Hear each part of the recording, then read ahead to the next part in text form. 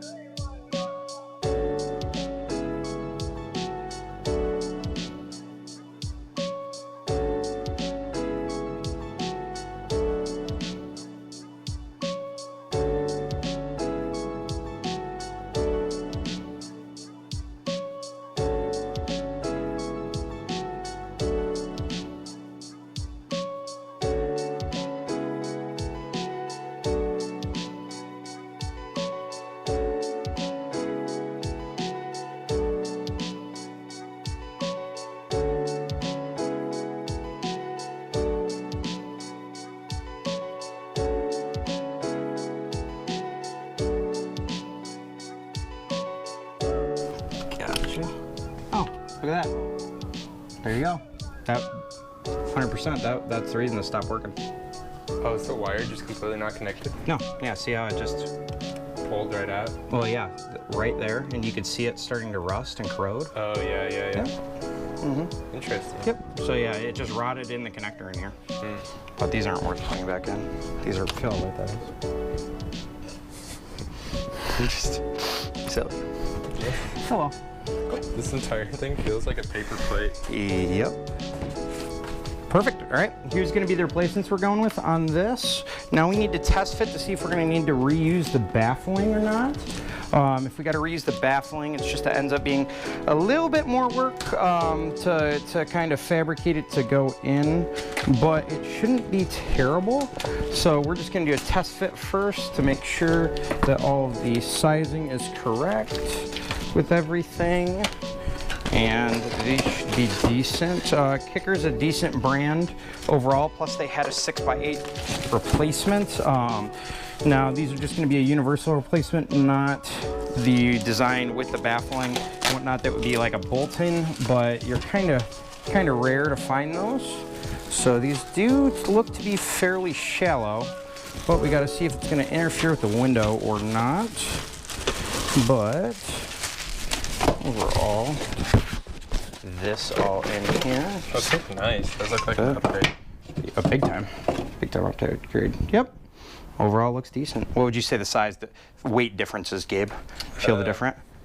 This one's at least 3 times as heavy as this one. Yeah. So, yeah. Yeah, She's good. gonna get a lot more kick out of this. Yep, absolutely. Cool. Let's go test fit.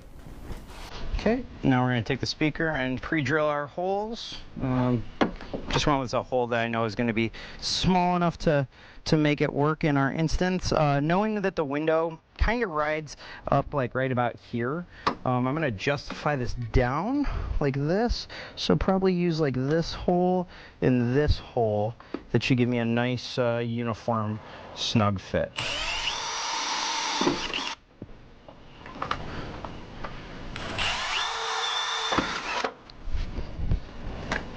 There we go.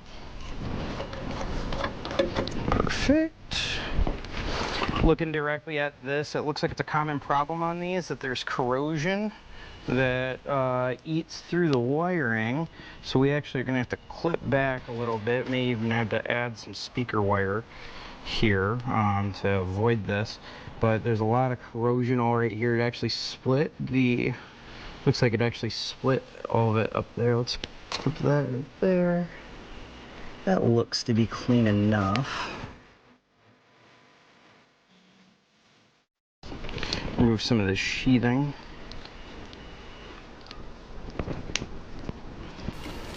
Okay, there we go. Generally speaking, if you don't know which wires are which, you don't really have to worry too much. It'll always power the speaker. The darker one typically tends to be ground. The lighter one typically tends to be positive.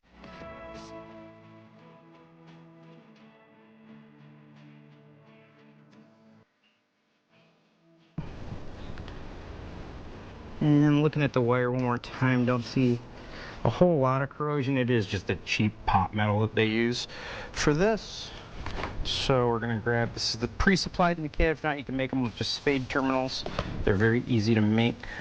I always like to crimp these a little bit more to give you a little bit more room to work with, as you can always twirl in, but you can't twirl out necessarily.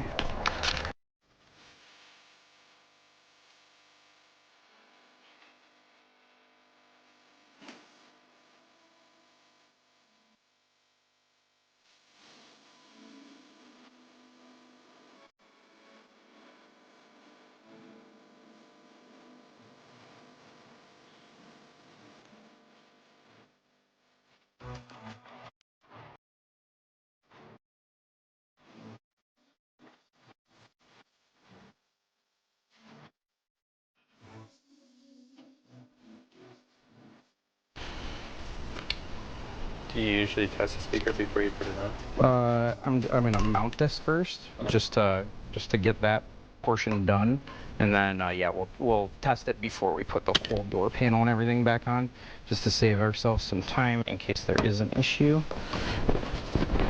So we are going with a self-tapping screw. We did pre-drill these a little bit to give ourselves the best opportunity. There we go, one. And let's put the other one on now.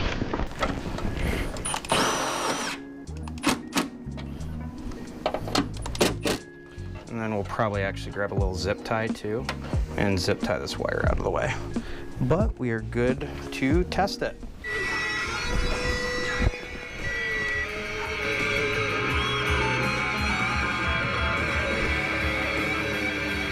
Cool. All right, shut that off. Sweet. Now we can put the door panel back together. A couple of little trim pieces didn't come off, so one of these cheap little poppers will allow you to pop this out of there without totally destroying it. If not, you can always buy them. They are very cheap as well. Pack of them will probably run you $3 or $4 to get the correct ones. But if you have this, it makes everything much easier to pull out. Can you hand me that one? I think we had one more somewhere. Yep, right over here. I already pulled this out because it fell out. And they just roll right back in as well. Just pop like that, and then pop right like this to make it nice and easy. So it appeared that this wanted to go on after the other piece as well, and it looks like, yep, there's one popper right there. You should have to hang this, and then you will pop it into place. So let's find it. Right, like, looks like we're real close already. Come on.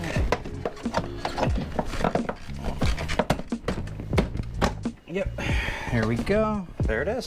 And then just lightly push in all the way around the panel.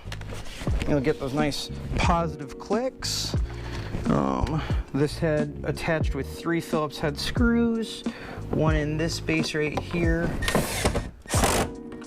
Okay, and actually, that was a whoopsie. Oh, come on. Probably actually look at it.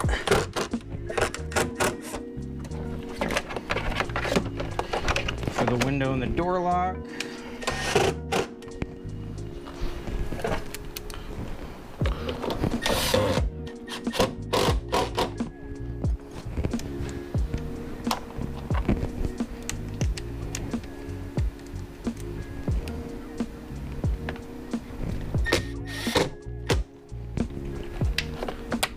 Just like that.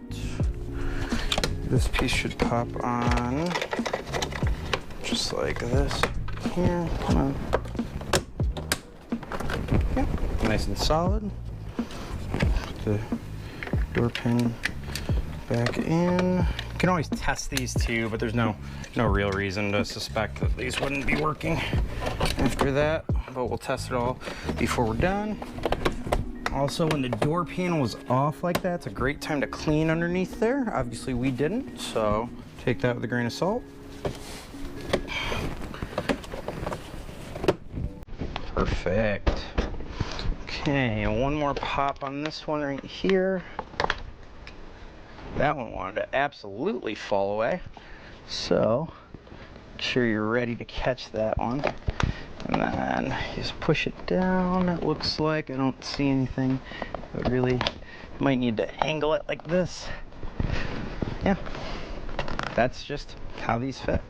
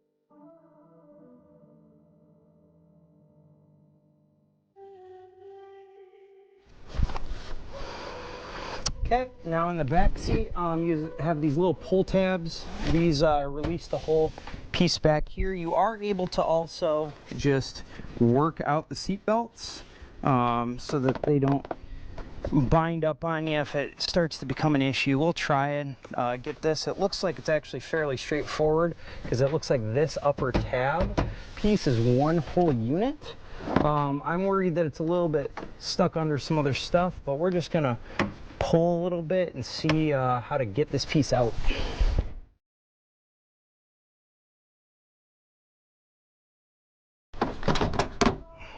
One pull tab there. Looks like it is sitting behind these pieces, so you may be able to work them back and forth. This piece in the center here does come out for you to run the seat belt through, which is really nice. Some of these pieces don't do that. Oh, it looks like it actually does it on all 3 sides. So I'll pull all these out first to get a nice, easy pull.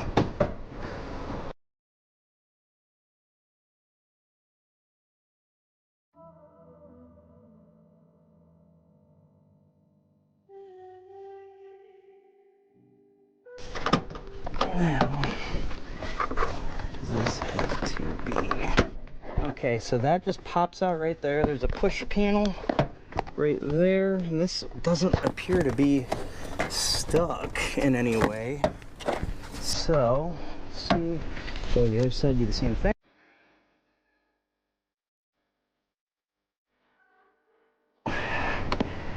Okay, what's this hooked into? On the side, it feels hooked into the airbag, but I have a feeling it's just a little hook. So I'm gonna pull up on this, see if I can get a better angle.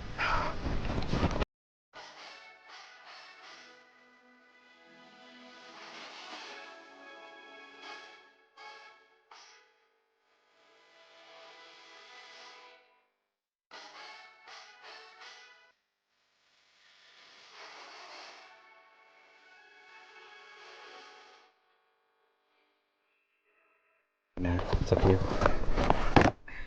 Go. Again, pull this back. Pull this piece out. It just comes out. Slowly work from the top.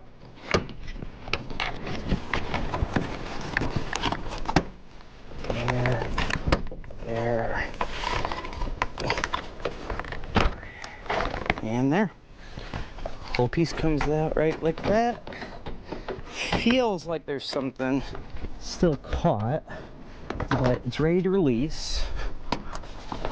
Oh, there it goes. And there it is. Just like that. So, okay, so, looks like there's a connector for the rear, for the tail light right here. Hey, they're not rivets. Nope, they're not. They're bolts, which is super nice because then we can just bolt them in and be good to go. Looks like a 10mm bolt. Yeah, it looks like these are just some padded covers. But I'm probably actually going to unhook that side just so this whole piece can come out, so it gives us a little bit more working area. And it should just be a it should just be a small connector on the driver's side that is a push to fit, and it just removes just like that.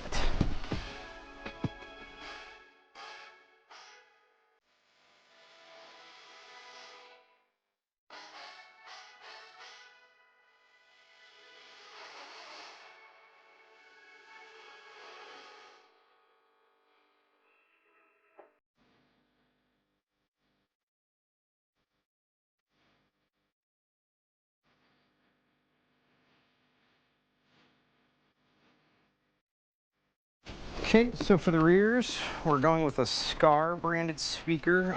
We're going to go Scar all the way around. I've had some really good success with them.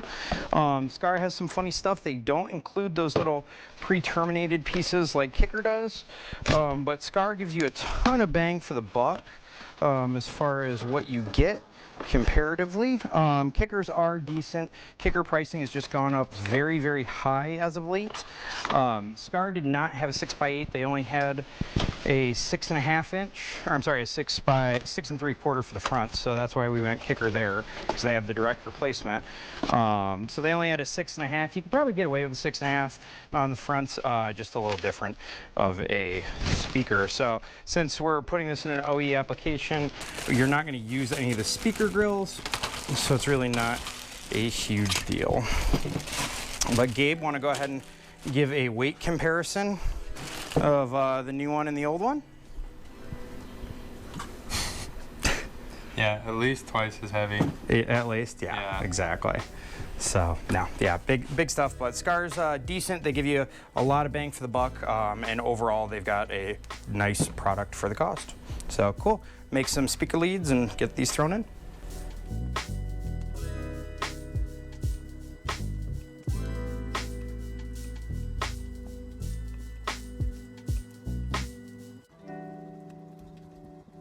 Trying to give you guys the best angle, so we're looking through the rear window on this. As you see, these aren't even kind of close to the same size, just because Toyota uses, for whatever reason, they use a very proprietary design, which is just kind of silly at the end of the day. So what we'll end up doing is we'll end up drilling pretty much at the corner right there and right there, and probably bolting in. Same deal on this. side as well. We're just gonna end up drilling them out to get them decent. It looks like there's a little nub up at that front left corner that I'll use as a locator, and the back side, really, unfortunately, we're just gonna have to do our best to estimate how far it is. But once we drill them out, we'll just bolt them in. They'll be totally secure. We'll make a couple of extensions with some speaker wire. They'll just run through just previous. Again, this would be a great application for some baffles if you're really concerned, but at the end of the day, it's really not doing much. There's no, there's absolutely no sound deadening material on this, as well as there are holes pretty much everywhere. So it's really not doing anything to isolate any type of noise or vibration. So really, I mean, it's kind of just there for show. So we'll get these drilled and bolted in, and we'll be good to go.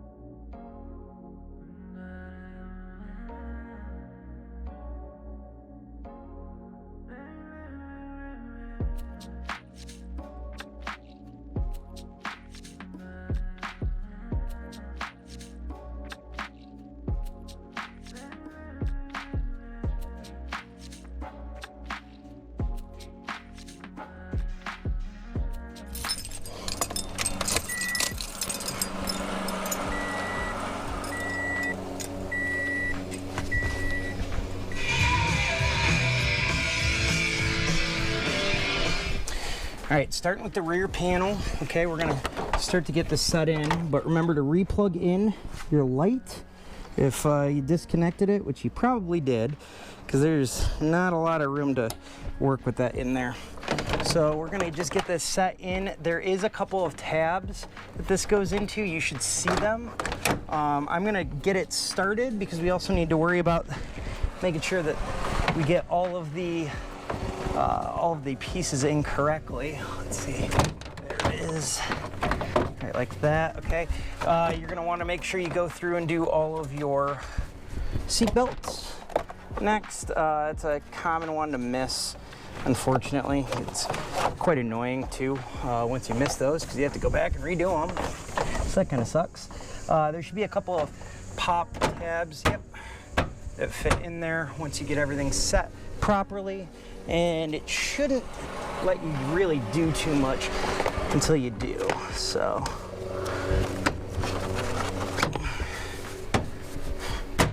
There it is. Everything's popped in there. Okay, so now we just gotta replace these little clip pieces here. Looks like they fit in like an alligator clip where you go in like this and then you go down.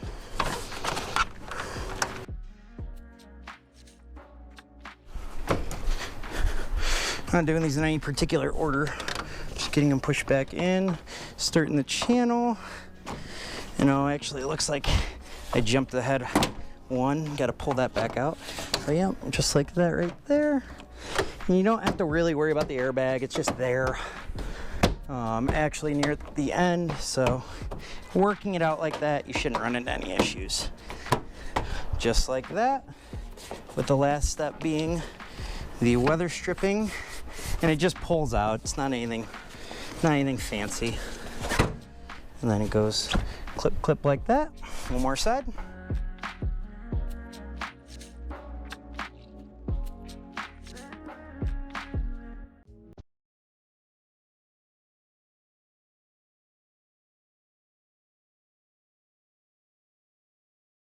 The very last step, go back and make sure that all of your seat belts are properly routed through the seatbelt clips. Should only take a second if you start on the short end, work your way back. Nice and simple.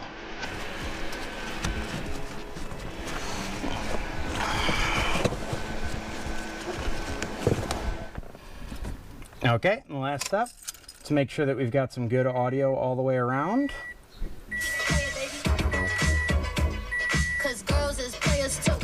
Big improvement? Decent. Decent. Awesome. Thanks for joining us. Hopefully you learned something.